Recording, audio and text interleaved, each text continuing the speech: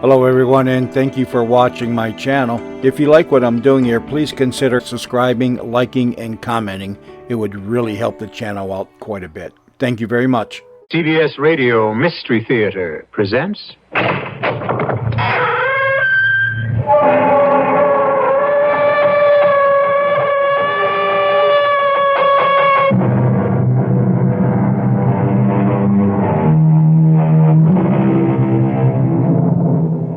Come in.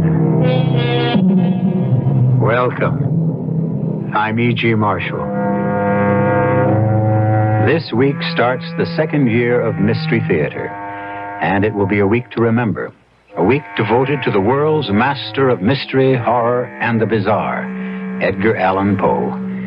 Each night this week, it will be my pleasure and honor to bring you one of Poe's masterpieces, our respectful tribute to the creative genius of a truly great author whose stories will live for all time.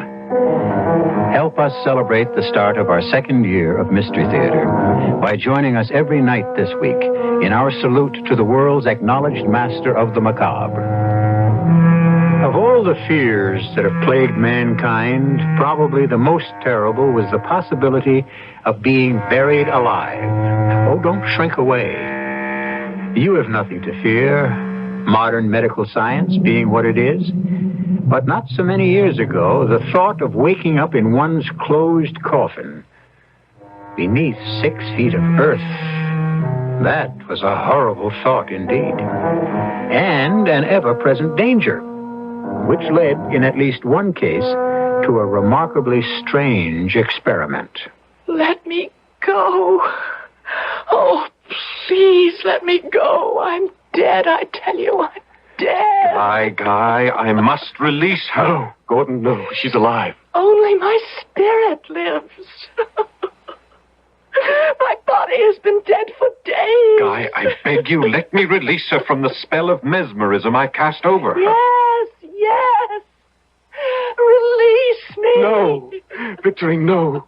Oh, no, my darling. If I let Gordon break his hold on you, you will be dead, and I can't face the horror of that. Then a worse horror awaits you. Horror. Far, far worse.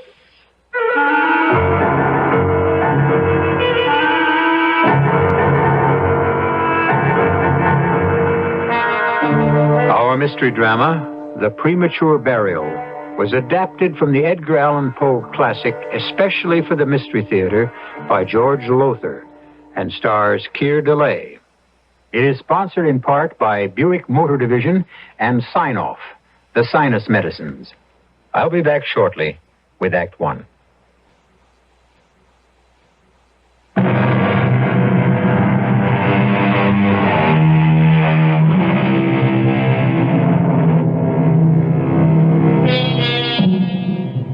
As you know, I'm an inveterate and incurable reader of diaries. The Paston Letters, John Evelyn, Pepys, Boswell, young Pastor Kilbert. I've read them all, and many more besides. The daily journals, that is, of lesser-known folk. In so doing, I've happened upon some curious tales, but none, I assure you, that can match in sheer terror the one I bring you now.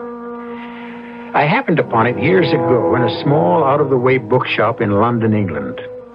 It's the journal of a young doctor, Dr. Gordon Rainey, and it recounts certain events that took place in the year 1810. Now, let me see where to begin. Here. I arrived at the Bull and Bear Inn in Salisbury, the doctor writes, in one of the worst of storms, And having stabled my horse and seen to its proper care, soon found myself in the rooms my friend Guy Peterson had engaged for himself. In all the years I'd known him, since undergraduate days at Cambridge, I'd never known this closest of my friends to be in such a state of overwrought nerves. Thank God you come, Gordon. Thank God you're here at last, my friend. I came as soon as I could after getting your message, but what is it? I've never seen you in such a state of nerves. Thank God, you're actually trembling. She's dead. Dead, you see, and they buried her last week, but I must see her once again. Gaze on her face and... Now look at me. What? Look at me. Look full into my eyes. What? Gordon, what are you doing? I'm merely calming you down through the use of mesmerism. Mesmerism? What in heaven's name is that? And why do you stare at me? As if I... That's right, old friend, that's right. Calm down. Quiet yourself. Relax. Just loosen up. Let yourself go. That's it. That's it. There now. Feel better? Why, yes. But how did you do it? What is this?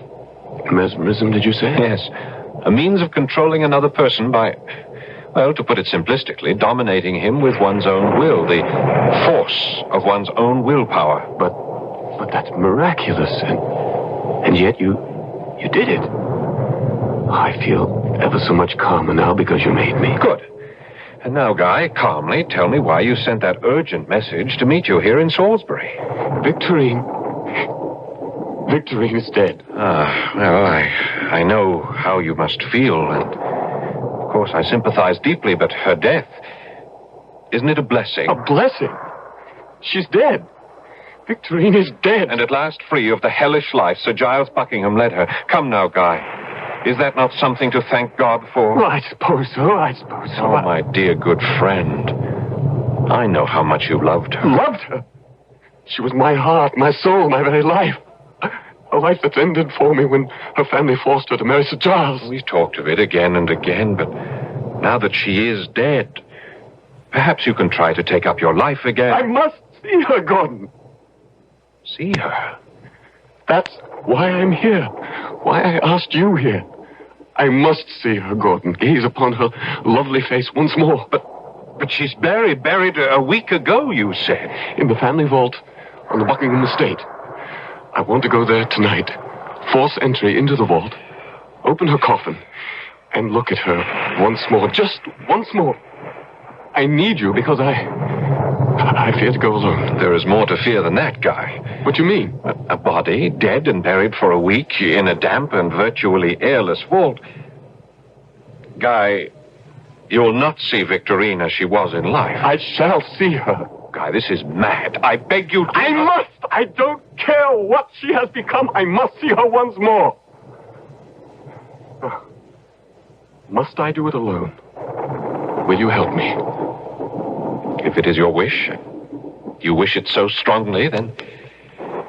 Yes, I'll help you.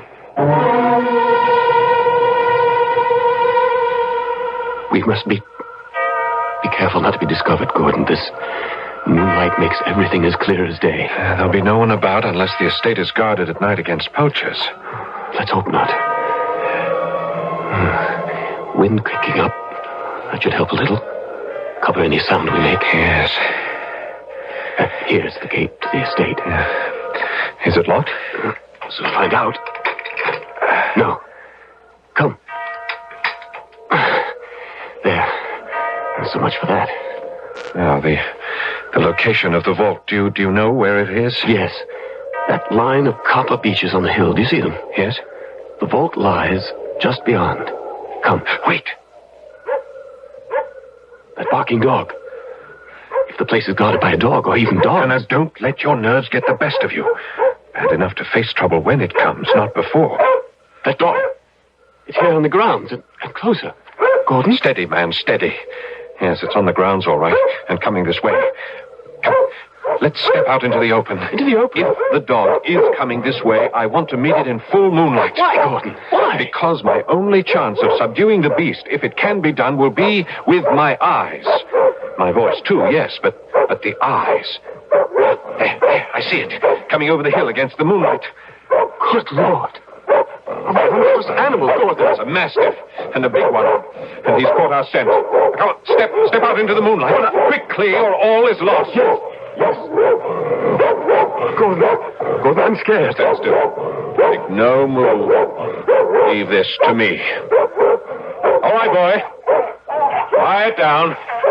Quiet down now. That's a good dog. That's it. We're not here to do you any harm, boy. We're friends. Your friends.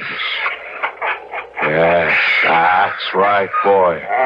There's a good dog. A fine dog. Unbelievable. You stopped him with your eyes. Held him to the one spot just by looking at him, and with your voice you soothed him. You calmed him. Took all the fight out of him. Yes. And now, let's get on to the vault.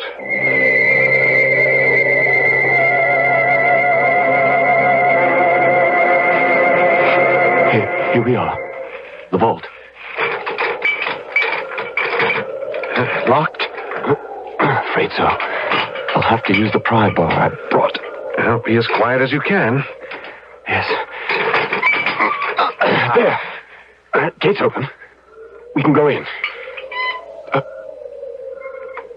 Light the lantern, Gordon. Guy, once more, I urge you not to go through with this. I must. You know I must. Now listen to me. Light the lantern. I'm lighting the lantern, but listen to me. You remember Victorine as she was, the lovely, innocent, gentle girl who was forced to marry Sir Giles 7 years ago. The torments he put her through, the daily torture of living with such a beast, these alone would have changed her face. But she is dead as well, and buried here a whole week. Guy, I beg you once again, remember her as she was, not as she must now be. Shine the lantern about. Very well. Oh, dear heaven. There are at least a dozen coffins piled one on another. How can we tell which is Victorian's? Hers would be one of the topmost. Yes, and the velvet covering would be the newest. The brass studs still bright. Ah, that one up there, I think. Let's get it down and see. Just let me put the lantern over there. So, now then, I'll take the head of the coffin, you the other end. Can you reach it? Just all right. Pull then. Now, pull it to the edge. And when we get it to the edge, we can put our hands under it and let it down very gently. Yes. Gordon. I heard it. What was it? It couldn't be. Can't be what I thought. A voice. And it comes from inside the coffin. Oh, dear. And above this is Victorine's. Gordon. She's alive. Alive. Let's put it on the ground.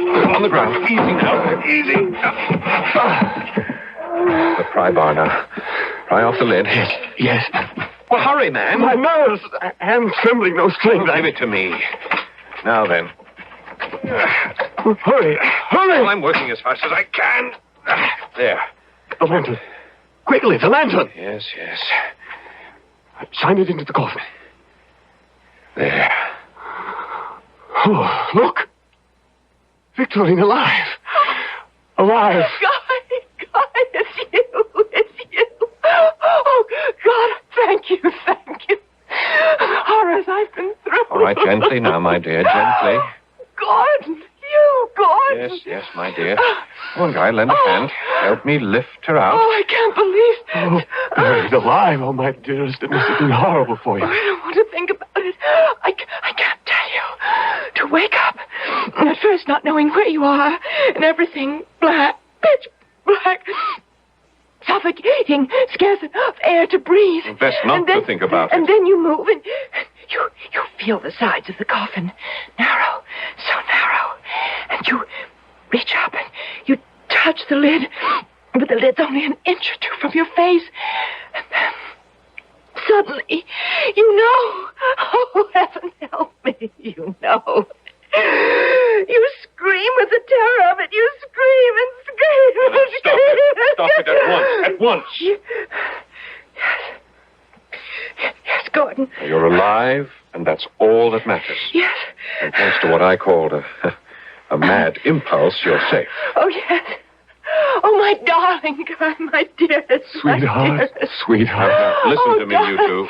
Listen, we face a problem. What problem? Well, How are you going to take her back to Sir Giles? How explain all this? Sir Giles will have us arrested for breaking and entering. She's not going back to Sir Giles. She's coming with me, away from this hellish place. Oh, my darling. You can't do that. She is his wife. I'll die before I let Sir Giles get his hand on her. A promise you may very well keep, my dear sir. What? It's Giles. How did you... The barking of my dog aroused me. I, in turn, roused my keepers, who are out and about scouring the woods. As it happens, I came this way, saw the light of your lantern flickering in the vault, and prepared to surprise what I thought to be grave robbers. Well, as it happens, I am the one surprised. Indeed, I'm shocked. I scarcely expected to find Victorine alive. Yes, she's alive. And from here on, Sir Giles will live, I pray, a far happier life with me than ever she did with you. Move aside, sir. I think not. If you're going anywhere, my friend, you and your accomplice, it's to jail. As for my wife, since she is returned to life, she will also return to me. Oh, no. You don't move, sir, I warn you. For if you do, it will give me extreme pleasure to blow your head off with this gun. Extreme pleasure. I confess that at this point in Dr. Gordon Rainey's journal, I thought the tale over and done with. I was wrong, for really, it was only the beginning. I'll return shortly with Act 2.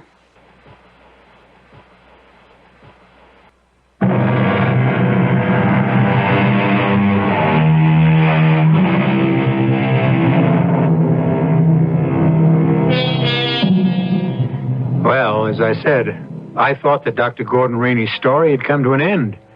He had gone with his friend, Guy Peterson, to the vault where the woman he loved lay dead in her coffin, only to find her alive. And then, as he planned to run away with her to save her from further torments at the hands of her husband, he was stopped by the appearance of that same husband, gun in hand, promising to have him and Dr. Rainey jailed. Giles, I entreat you. Let them go. They've done no harm. On the contrary, if it hadn't been for Guy and Dr. Rainey, I'd even now be lying in my coffin, alive. Would that you were. Damn you, woman, would that you were. Your unexpected return from the grave will lose me a fortune. But how can my being alive cost you anything? Lady Hastings is a widow.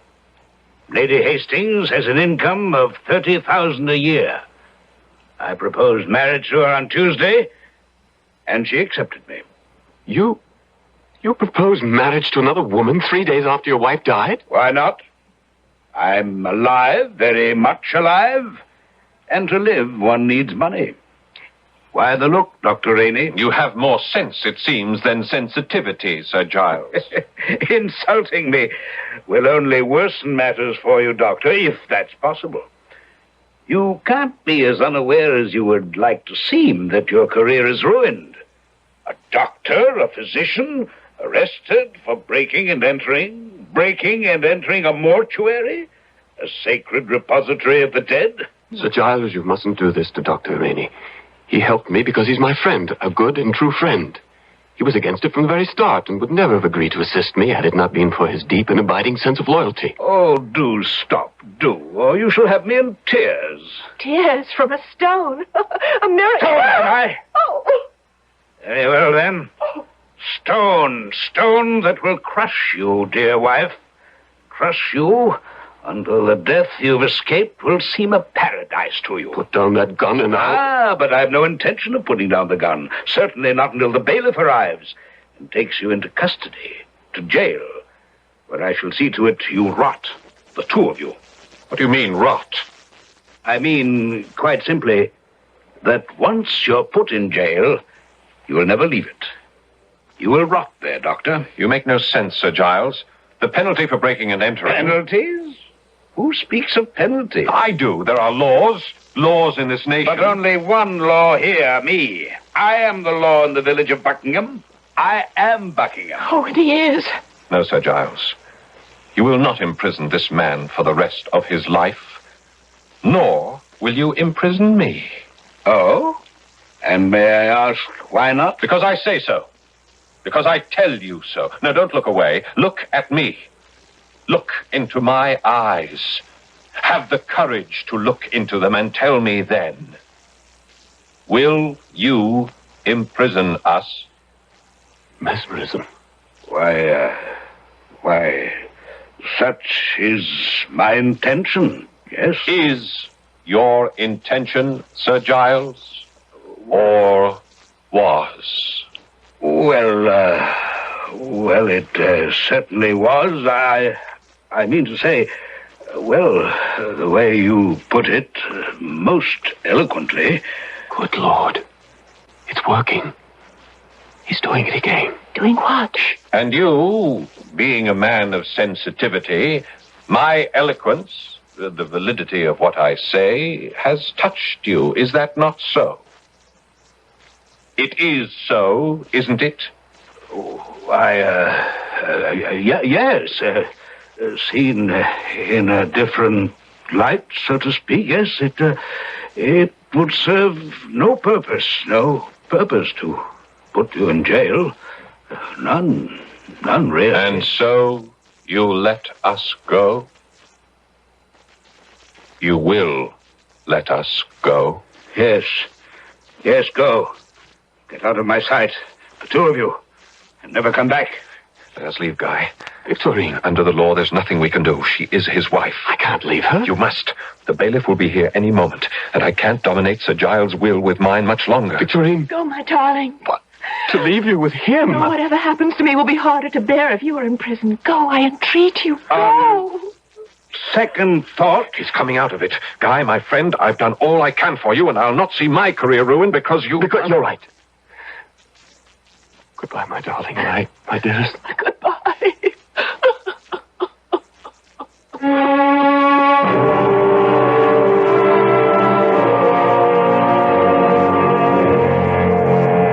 Mesmerize me, Gordon. Do something. Do anything to relieve me of this torment. You must control yourself. I think of her, dream of her. She is never out of my thought, and always I am stricken with the thought that my very imaginings are as nothing to what he is really doing to her. The beatings, the starving of her, her very loneliness, the vile subjection to his passions. Oh, merciful heaven, I shall go out of my mind. Yes, Guy, you shall. Unless you pull yourself together. Now, if you don't stop thinking of her, if you don't stop letting your fancy invent miseries she is very likely not suffering, you will go insane. You will. Someone at the door. Who? Were you expecting someone? No one. Whom would I want to see? I'll answer. Victorine! Save me, Gordon, save me. Good heavens.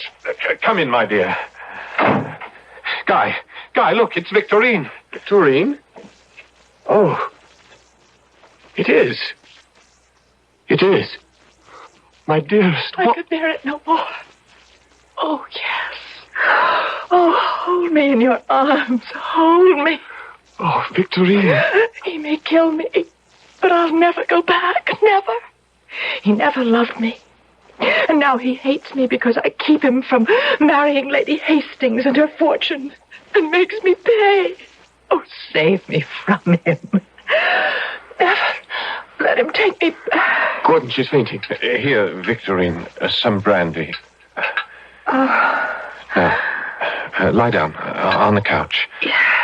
There, my love. Lie back. Relax. Let me take over, Guy. Go and bar the door, and bar it solidly. Bar He must know she has fled, and to where she has fled, and he cannot risk her out of his sight because... Because what? Damn it, what? Say it! No, let me say it for him. Because once again I am near death. No! Yes. Unless I can find rest. Unless I can feel myself safe from him.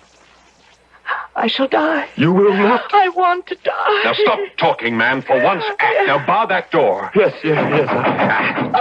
Too late. No, I threw the bolt. Not enough. Open up, I say, or I'll have the door broken down. Gordon, what shall I do? Well, unless you want a smashed door with nothing gained. Open it. Open, you hear? Open! take her back to Buckingham. Yes, he will. She's his wife. There's nothing you can do. Now, damn you all. At it again, are you? Stealing my wife? Taking what belongs to me? You men, take her. No. Over my dead body. Take her. No. Enough! Oh, enough! Stand back or I'll brain you with this candlestick! All right, then! You'll be next, my friend. If you don't... Very well. Move back. You're quite a hand with a candlestick, Dr. Rainey. Yes. You've laid my man out. I trust you know what this means for you. Perhaps you should consider what it means for you, Sir Giles. Me, sir? Yes, you're not in Buckingham now. You're in London. Seeking a wife who's run from her husband to a lover. No, sir. A woman who has come to her doctor. What? What do you say? Your wife is dangerously ill. You have only to use your eyes to see that. I, being her friend, I am sure she sought me at my residence, and, not finding me there, came here. Adroit? Most adroit, Dr. Rainey. May I ask, then, if you prescribed for her illness? Not as yet, Sir Giles. But you will. Yes. Not good enough, Dr. Rainey. As her husband, or lawful husband, I intend to take her back with me to Buckingham. Victorine, my darling, come with me. No. Oh, really, now? You've no choice. No. Take your hands off her. No. Guy, you have no recourse. In the eyes of the law, she is his wife. He wants her, and you cannot keep her from him. Sensibly said, Doctor. Here, dear wife, good wife, faithful and loyal wife, take my hand and let me help you from off that couch. Take my hand. Vile. You are vile. Filthy. Foul. I shall never touch you again. I'd rather burn off my hands than touch you, you evil man. I'll die rather than go back with you. Die. Damn you, come. No. No. No. Gordon. She is dead. Oh, no. Are you sure, Doctor? She was pronounced dead once before, you know. There is no pulse. I can detect no vital signs.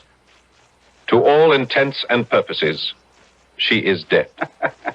You modern-day doctors, always escaping in words and phrases, to all intents and purposes, which is to say, you're not sure. Who is sure of anything, Sir Giles? However, considering what has gone before, we will keep her here under observation for a few days. You'll do nothing of the sort. You men, pick her up and bear her to my carriage. No! Wait, what are you doing? Possessing myself of my property, sir, whether it be alive or dead. But you can't do this. You Take can't her do... to my carriage. Gordon! There is nothing either of us can do. And Guy, she is dead. I'm virtually sure of that. But if she is not... Don't trouble yourself. Your own friend, a man you trust, Dr. Gordon Rainey, has pronounced her dead. All I intend to do is see that she is properly buried. This time, to stay properly buried. Is she dead? You must understand, in those days, more than half a century ago, one was never sure. I'll return shortly for Act 3.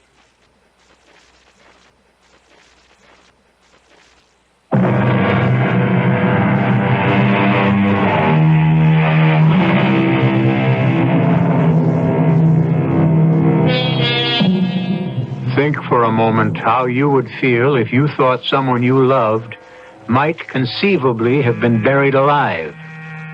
And you will understand the feelings of young Guy Peterson. Think again how you would feel if you were a close friend of Guy's, a physician who risks his career every time he consents to help Guy spirit his beloved from her tomb. And you will then understand why Dr. Gordon Rainey wrote in his journal, I feel if Guy is not mad, he is close to it. He has never been a robust man, but on the contrary, something of a neurotic. So it was that I refused, and again refused when he begged. Help me.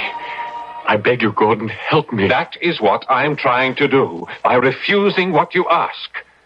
If we were caught in the act of entering the Buckingham Vault the first time, we would surely be caught a second. There can be no doubt that Sir Giles is having the place guarded. If there's a guard, we'll get past him somehow, or knock him unconscious, or yes, you could mesmerize him as you did that dog and Sir Giles. Guy, my dear, good friend, listen to me. First, Victorine is dead. How can you say that? She suffers, she must suffer from some sort of malady that makes her only appear to be dead. There are such maladies. Yes, everything you say is true, but... You admit she could yet be alive. Buried alive in that tomb even now. Now, stop that. Stop it.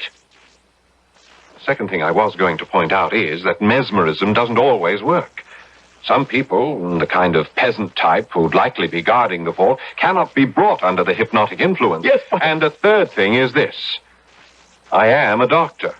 If I get caught again, Sir Giles could end my career, and all I have tried to be, all the good I can accomplish in this world, would be set at naught. I'm sorry, Guy. I cannot risk it again. Then I must do it alone. You will not do it alone. You cannot stop me. No one, nothing can stop me from rescuing Victorine from that vault. Guy, you are mad. You are thinking irrationally, acting senselessly. That's my concern, and certainly no longer yours. Oh, Guy. Leave me, Gordon. I must prepare for the journey to Salisbury. Well, leave, I said. No. I'll go with you. You've changed your mind? I have not. But this is a mad business, and I'm a fool to help you, but I am also your friend.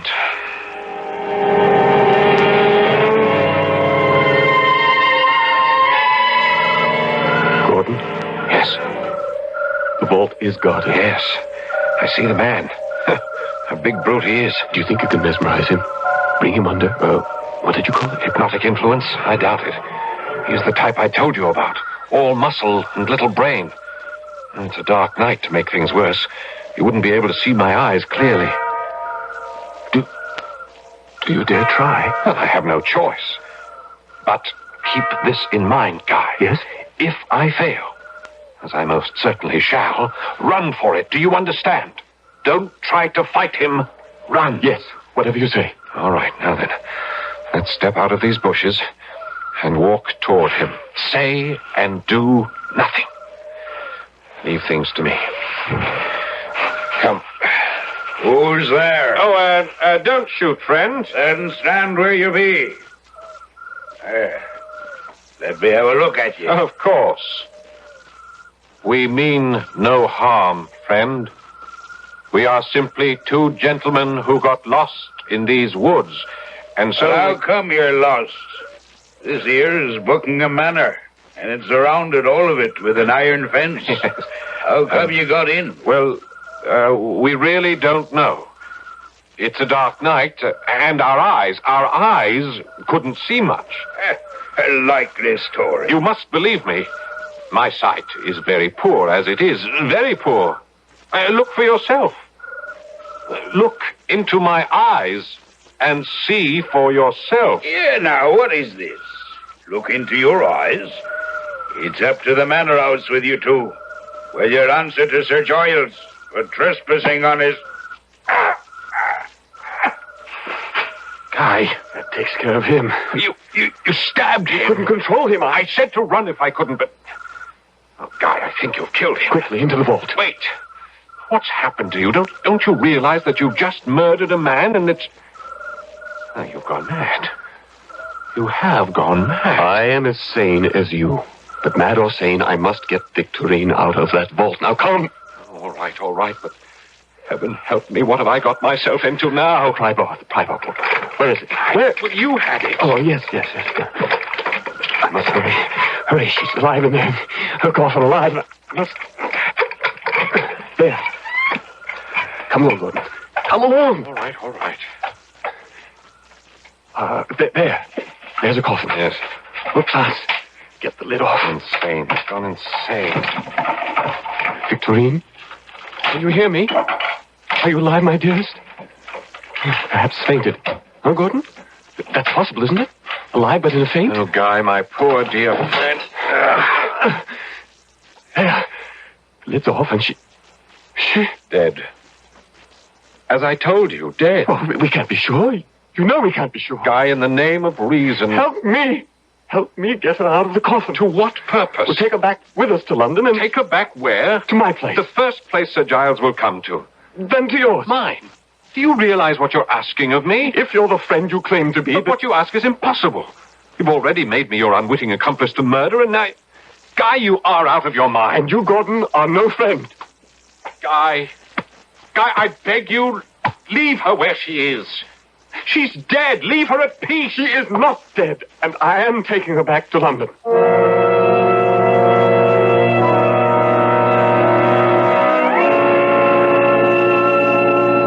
If whoever may read these pages of my journal thinks me a fool, I could not agree more. But Guy was my closest friend, and what's more, was clearly deranged by the love he bore Victorine, and his horror of letting her be buried alive. So we took her body to my rooms in London. 3 days she lay on the couch in my sitting room, Guy never leaving her side night or day. But on the 3rd day I knew something must be done to end this madness of his. Look at her. There's no sign, not one, of decomposition. Yes, because it is the middle of winter and we've kept the windows open and no fire in the fireplace. The sitting room of mine is a virtual ice house. I know. Now listen to me. What you persist in doing is not only lunacy, it is sacrilege. The dead deserve decent burial. If you love Victorine, as you say you do, let us bury her, Guy. Bury her tonight. Where? Then you will. Yes. Where can we take her? Well, I thought of that and prepared for it. A grave awaits her body in St. Pancras Cemetery. All is arranged. We can take her now under cover of night. Then let us do it. Good, good. Now, I've kept my carriage waiting below. Do you want to carry her, or shall I? Let me. It will be the last time I hold it in my arms. All right. Pick her up, Guy. Yes. Gordon? Oh. Gordon, what was that? It's nothing. Come on, let's go downstairs. Look, but she gave a sigh when I picked her up. Guy. You heard? Gordon, you heard? Good Lord, I did. Here, move aside. She's alive. I knew it. Alive. Quiet, man. In heaven's name, be quiet. Victorine. Victorine, do you hear me? Yeah. I have taken your hand in mine. Do you feel it? No. Can you open your eyes? If you can, open them. She has. Gordon, she's gazing at me. Victorine, do you see Guy? Farewell, my darling. Farewell. Farewell? I am near death. No. Only a spark of life remains. No. Ah. No, she must not die. Gordon, stop her. What are you saying? Mesmerism. The hypnotic influence. Use it. Are you mad? Use it? How? Command her not to die. Command her to live. Command her to live? Command what to live when there was scarce a breath of life in her? Her mind, her spirit, what? But I did it. May God, in his infinite mercy, forgive me. I did it. Using the powers of mesmerism, I held her eyes with mine and commanded her, forced her to live. Even though over and over she cried out, I am dead. Let me go. I'm dead. but I did not let her go, could not let her go, because, yes, I confess it, because the experiment fascinated me. I, Dr. Gordon Rainey, committed for over 5 long weeks, committed the sin, the crime, the sacrilege of holding the spirit within a dead body to this earth, even though it pleaded, entreated, begged. Release me. Oh, release me. In a short time, yes. But tell me first, what are you? Spirit? Soul? Mind? What? I am dead. Dead. Dead. What's that? Someone at the door. I'll answer. You!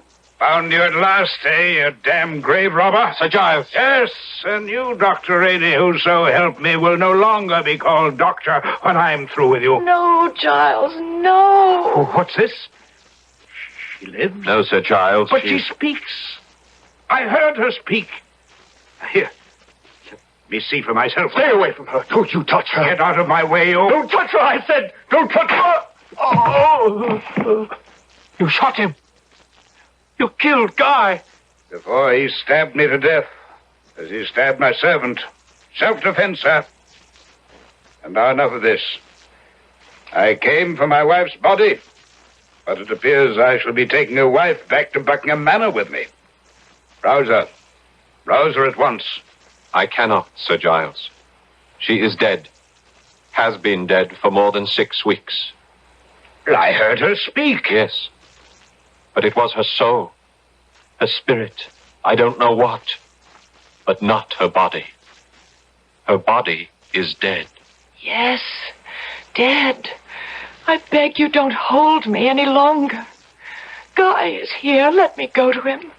I say to you that I am dead. Let me go. She comes with me. No. She goes where she should have gone long since now, had it not been for me. Victorine, I release you. Go. And in the sanctity of death, join the lover you never had in life. What's happening? Her body. Her body. It's disintegrating. Before my eyes. Rotting. Moldering. Horrible. Horrible.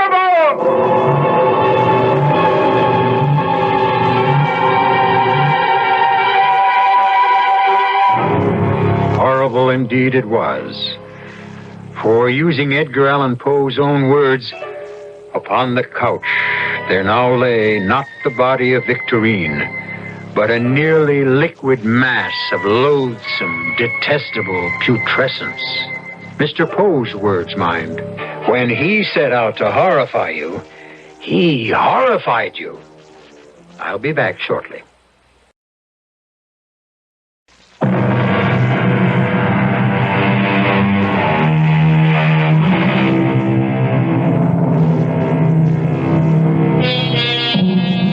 The Premature Burial is only one of a number of stories by the master Edgar Allan Poe I've had the pleasure of bringing you.